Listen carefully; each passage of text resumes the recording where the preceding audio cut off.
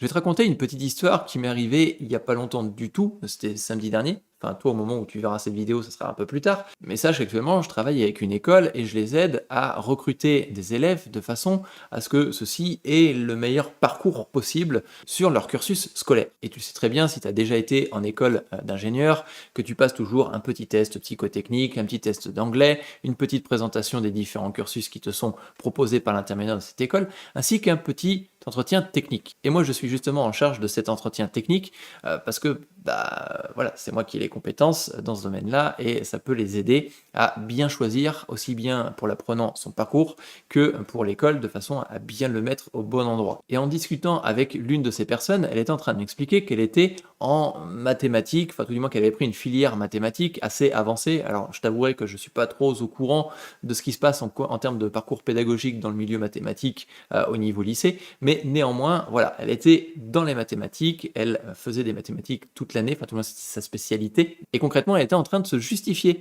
comme quoi elle n'avait pas forcément un niveau mathématique extrêmement élevé. Et ce qui l'inquiétait, c'est de ne pas pouvoir se faire recruter pour redevenir développeur. Et peut-être que c'est ton cas, peut-être que tu te dis que c'est exactement la même chose, que tu n'as peut-être pas forcément un bon niveau en mathématiques, peut-être que tu te dis que ton niveau de mathématiques est trop faible pour devenir développeur et que devenir développeur c'est extrêmement complexe.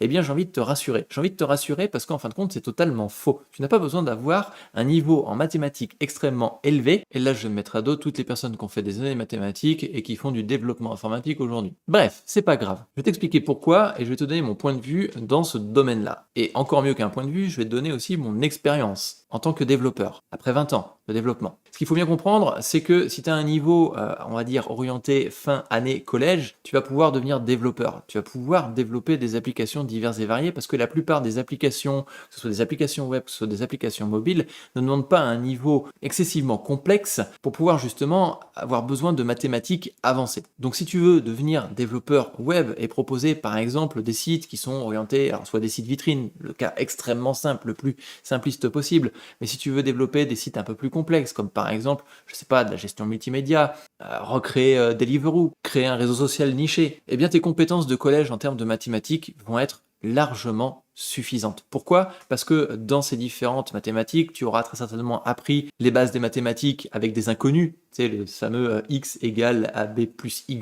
multiplié par z divisé factorisé de x et x ou y, et les bases en géométrie nécessaires pour pouvoir comprendre et calculer une surface, etc. etc. Et ça, c'est largement suffisant pour développer la plupart des applications qui existent aujourd'hui sur le web. Si on reprend les mathématiques traditionnelles, tu vas faire de l'addition de paniers. Une personne a acheté un t-shirt à 18 euros plus, je sais pas, des chaussettes à 2 euros. Tu fais l'addition des deux et hop, c'est rangé. Tu as le prix du panier d'ordre global. Donc ça, c'est des mathématiques que tu vas pouvoir appliquer régulièrement. Si tu veux faire par exemple du positionnement de différents éléments sur une interface mobile, par exemple, ça va être de la géométrie de base. Notamment, tu as une surface qui fait tant de pixels et dans cette surface-là, tu veux positionner ton carré à 20 pixels en bas et 20 pixels à droite. Par exemple, ça c'est de la géométrie de base, c'est pas compliqué et c'est pas un niveau extrêmement élevé. Alors, bien évidemment, si tu veux commencer à partir sur, je sais pas, par exemple de l'intelligence artificielle ou de la modélisation de données, effectivement, les mathématiques un peu plus poussées, notamment celles du lycée et notamment celles des lycées un peu plus, tu vois, avec les orientations mathématiques que tu peux avoir, vont devenir intéressantes pour toi, vont devenir un facteur déterminant pour toi et tu vas pouvoir t'orienter dans ce secteur-là.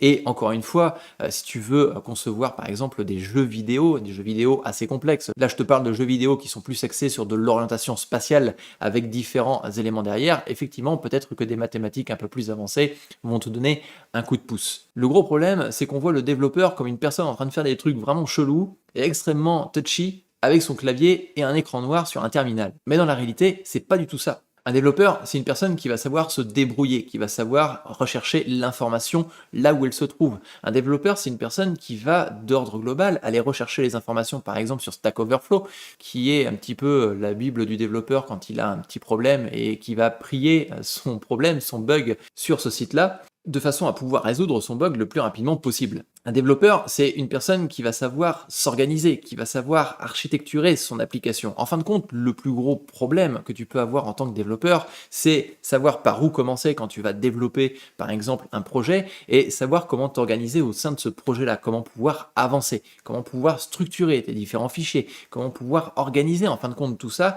quand tu vas commencer à avoir un projet qui va devenir de plus en plus conséquent. C'est ça les différents problèmes que tu vas pouvoir rencontrer en tant que développeur. Et si tu regardes bien dans ce que je suis en train de te dire, c'est principalement des compétences aussi bien d'organisation que de structure dont tu vas avoir besoin, et pas forcément des compétences avancées en mathématiques. Encore une fois, j'ai pu avoir, et j'ai eu l'occasion, et c'était extrêmement enrichissant, de faire un petit peu d'intelligence artificielle. Et effectivement, l'intelligence artificielle, on parle de réseaux de neurones, on parle de formules mathématiques qui peuvent être extrêmement complexes, et au final, j'ai pu créer mon premier réseau de neurones avec quelques difficultés, bien sûr. Et comment est-ce que j'ai fait? Je me suis tout simplement organisé, j'ai tout simplement été rechercher les informations là où elles étaient, je suis monté un petit peu en compétence sur certaines formules mathématiques un peu plus touchy, ou un peu plus complexes. Néanmoins, ces différentes compétences d'organisation ont été beaucoup plus importantes, impactantes sur mon avancée et sur ma réalisation de réseau de neurones que de simplement avoir de la formule mathématique. Ce qui m'a permis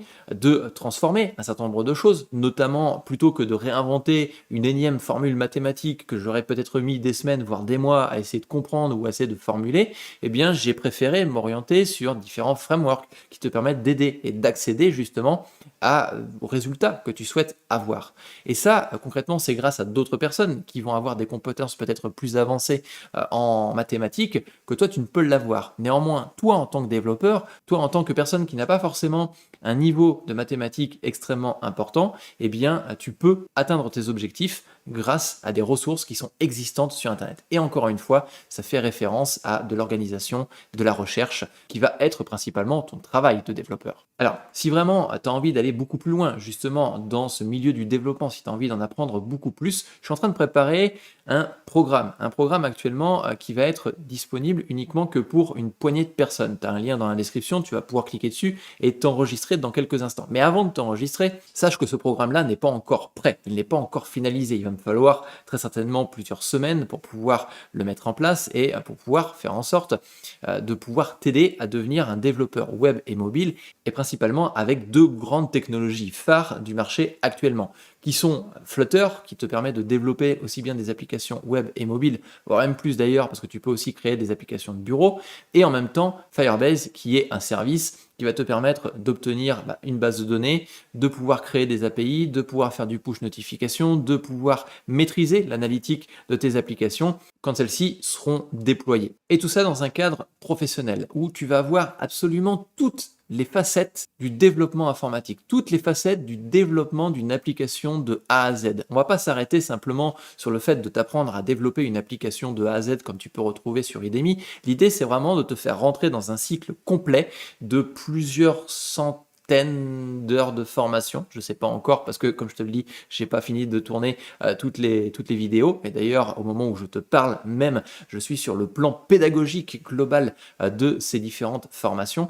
Mais on va voir énormément de choses dans ces différentes parties-là. Je ne vais pas tout te dire dans cette vidéo parce qu'encore une fois, c'est un projet qui est un peu secret. Ce que je peux te dire, c'est que dans la description, tu as un lien sur lequel tu vas pouvoir cliquer et derrière, tu vas avoir une page d'inscription qui t'explique brièvement ce dont tu vas t'attendre à avoir derrière. Mais au-delà de ça, l'objectif justement de cette inscription, c'est de pouvoir te permettre, toi, de recevoir des conseils complémentaires sur Flutter, sur le développement d'applications web et mobile d'ordre global. Je t'ai préparé un certain nombre de conseils que tu vas recevoir directement par mail et que j'envoie régulièrement, quotidiennement, pour pouvoir t'aider, ne serait-ce que déjà sans avoir accédé à ce cycle de formation, commencer à prendre en main toute la psychologie que tu peux avoir sur le développement d'applications web, sur le développement d'applications mobiles, sur les différentes technologies que tu peux maîtriser dans ce cadre-là. Et tout ça se trouve dans la description. Et pour terminer, si tu as apprécié cette vidéo, n'hésite pas à t'abonner et activer les notifications pour recevoir les prochains conseils que je vais t'envoyer dans les prochaines semaines. Sur ce, je te dis à plus tard. Ciao, bye.